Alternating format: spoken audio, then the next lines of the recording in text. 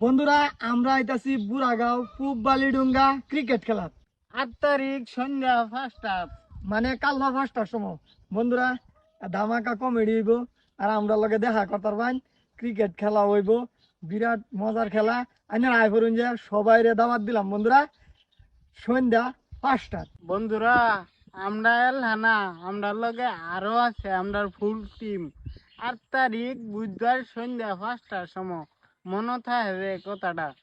আমি অহাকালি আমি প্ৰথমখন ছেমিফাইনেল খেল আৰম্ভ কৰিম। গতিকে এই খেলত আমাৰ কমেডিয়ান হিচাপত থাকিব ৰাব্বুল আৰু পিংকি।